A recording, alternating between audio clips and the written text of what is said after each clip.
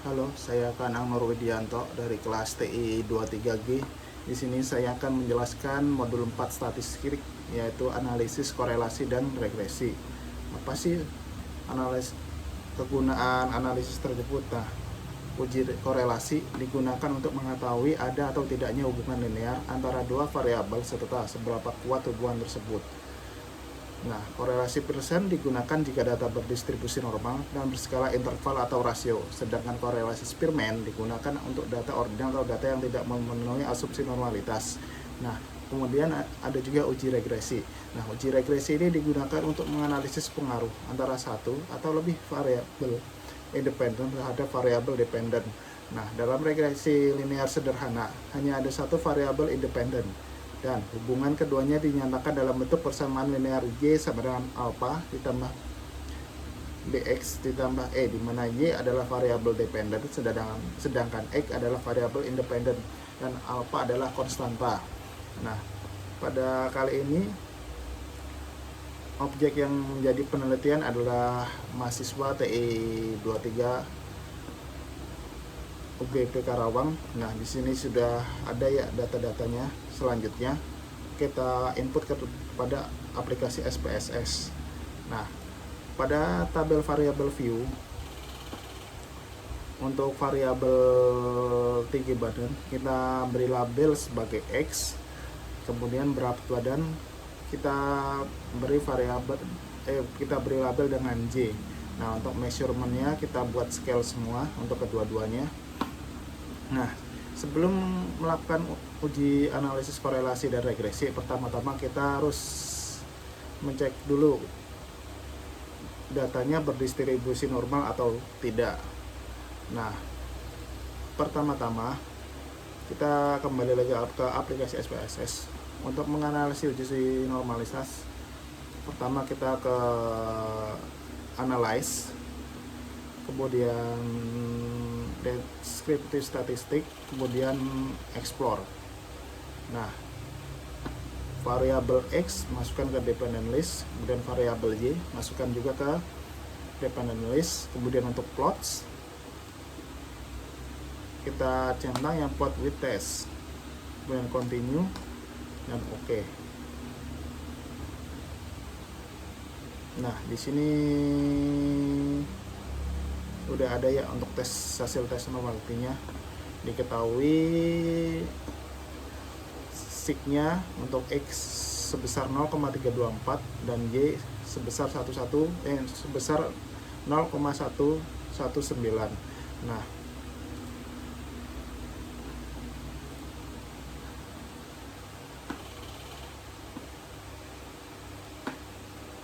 data yang digunakan adalah sebanyak 20, yaitu kurang dari 30. Maka uji normalitas yang digunakan adalah Shapiro-Wilk. Variabel X diketahui nilai sig-nya adalah 0,324 nih. Kemudian untuk variabel Y-nya nilai sig-nya adalah 0,119 dan nilai alpha di sini yang digunakan 5%, jadi sebesar 0,05. Maka hipotesisnya adalah sama dengan data berdistribusi normal, H1 data tidak berdistribusi normal. Nah, ketentuannya adalah HO diterima jika sig to tail lebih besar dari alpha. H1 diterima jika sig to tail kurang dari alpha. Nah, karena di sini untuk variabel X dan Y nilai sig-nya itu lebih besar dari alpha, maka keputusan hipotesis di sini berarti H0 diterima.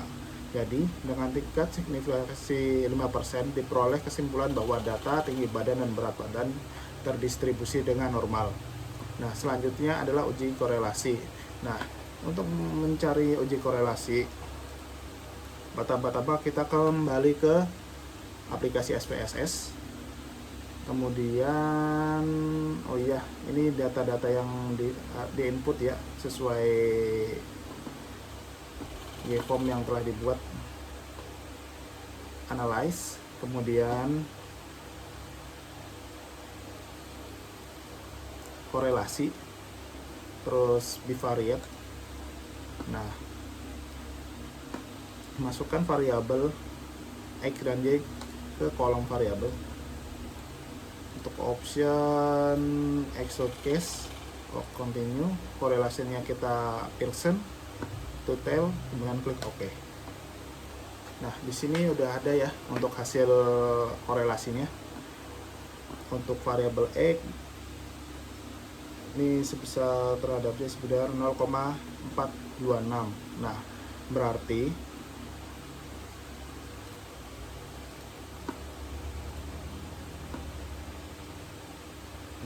ini sama ya seperti yang tadi. Diketahui persen korelat untuk variabel X dan variabel Y sebesar 0,426. Nah, nilai signya itu 0,061, maka hipotesisnya sama dengan H0 sama dengan tidak ada korelasi antara variabel tinggi badan X dan variabel berat badan Y, dan HA ada korelasi antara variabel tinggi badan X dan variabel tinggi badan Y.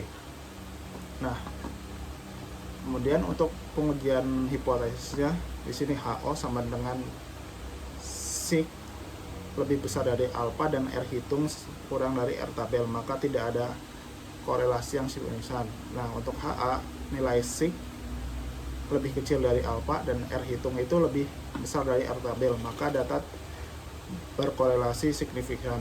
Nah, karena keputusan uji sig pada X, nah 0,324 itu lebih besar dari alfa, dan uji keputusan dan uji karena sig pada Y itu lebih besar dari alfa juga, maka H0 diterima. Nah, jadi dengan tingkat signifikansi 5% diperoleh kesimpulan bahwa HO kan diterima karena sig 0,061 lebih besar dari alfa dan R hitung 0,426. Nah, R hitungnya ini lebih kecil dari R tabel. Nah, bagaimana untuk mencari R tabel? R tabel itu dari data yang ada itu dikurangi dikurangi 2 atau M dikurangi 2. Berarti kayak tadi kan datanya 20. Kita kurangi 2 berarti kan dia 18. Nah, alfanya itu kita pakai 0,05. Nah, karena dua arah, jadi kita pakai yang ini 0,4438. Maka kesimpulannya tidak ada korelasi signifikan antara variabel X dan variabel Y. Nah, jadi dengan nilai R hitung 0,426, hubungan korelasinya termasuk korelasi sedang 0,41 sampai 0,6, dan karena nilai R hitung dari variabel X dan variabel Y bernilai positif semua, maka arah hubungannya searah. Nah, selanjutnya adalah uji regresi. Untuk mencari uji regresi, pertama kita kembali ke aplikasi SPSS ya, terus analyze, menu regression, kemudian yang linear, masukkan variabel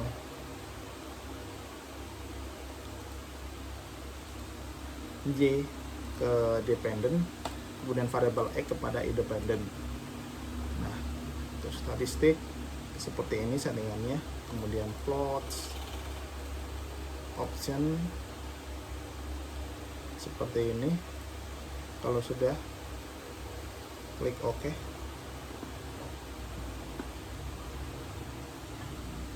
Nah, maka muncul ini hasil regresinya. Di sini diketahui nilai sig itu 0,61, terus nilai F-nya itu F hitungnya 3,987, DF1 residual 15 dan totalnya 19. Nah,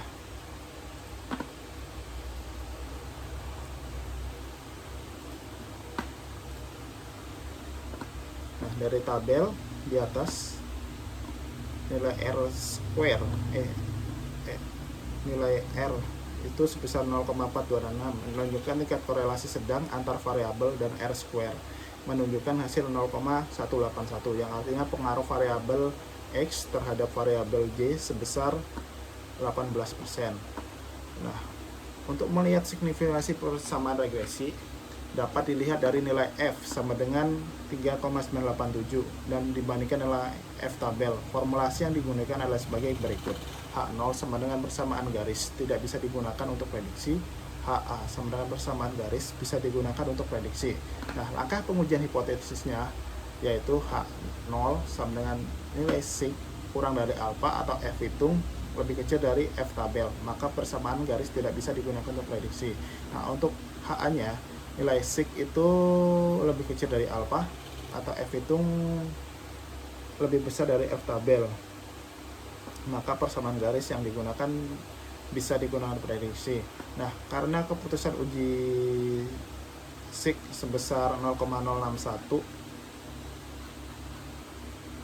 dari alfa dan F hitung 3,987 ini lebih kecil dari F tabel. Nah, 441 ini dari mana?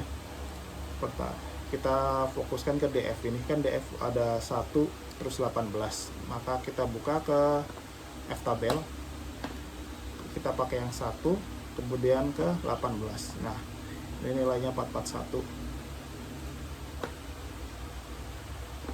maka HO sama dengan diterima.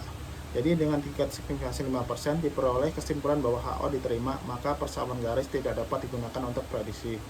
Nah, apabila ingin membuat persamaan garis, dapat dilihat dari kolom B.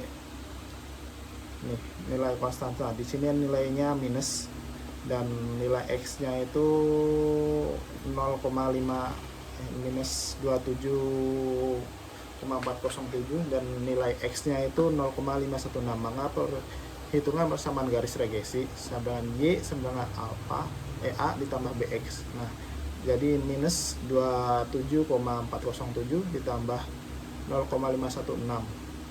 Jadi nilai akhir Y-nya itu sebesar minus 343. Nah, jadi kesimpulannya pada uji normalitas data, keputusan uji karena sig pada X 0,324 lebih besar dari alfa dan nilai sig pada Y lebih besar dari alfa juga, maka HO diterima. Artinya data berdistribusi dengan normal, baik variabel tinggi badan terus variabel berat badan juga. Nah, uji korelasi dengan tingkat signifikansi 5% diperoleh kesimpulan bahwa HO diterima karena nilai sig 0,061 lebih besar dari alfa 0,05 dan R hitung itu lebih kecil dari R tabel, maka tidak ada korelasi yang signifikan antara variabel X dan variabel Y. Nah, dengan nilai R hitung tersebut, hubungan korelasinya termasuk korelasi sedang karena masuk range 0,41 sampai 0,6. Karena nilai R hitung dari variabel X dan variabel Y bernilai positif, maka arah hubungannya searah. Nah, kemudian untuk yang ketiga, hasil R 0,426 menunjukkan tingkat korelasi sedang antar variabel dan R square menunjukkan hasil 0,181 yang artinya pengaruh variabel X terhadap variabel Y sebesar 18%. Dan karena keputusan uji sig 0,061 lebih besar dari alfa dan F hitung lebih kecil dari F tabel, maka HO diterima. Artinya persamaan garis tidak bisa digunakan untuk prediksi dan sesuai perhitungan persamaan garis regresinya nilai Y sama dengan minus 25,343. Baik.